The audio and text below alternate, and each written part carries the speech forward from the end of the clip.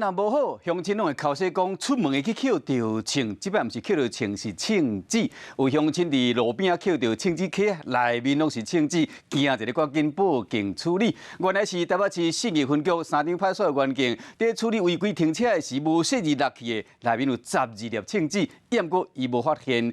单一个开刷，人就离开，这当事人的大意甲主管督导不周，依照规定拢会处罚。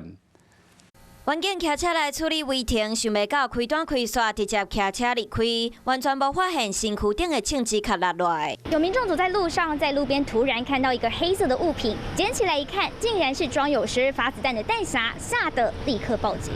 代志发生伫台北市益生路29号暗时8点外，这位三重内派出所的员警到现场要抓违停的案件，毋过无看到违停的车辆，落车要翕相汇报。伊甲手机摕出来时，假去交着枪支卡的下骹，造成枪支卡落来，一煞完全唔知。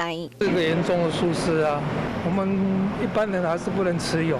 可能送警察局吧，应该还好啦，我还蛮相信台湾的治安的。枪支卡落伫路边，一直到民众报警，员警才赶登去现场，好佳在枪支无检。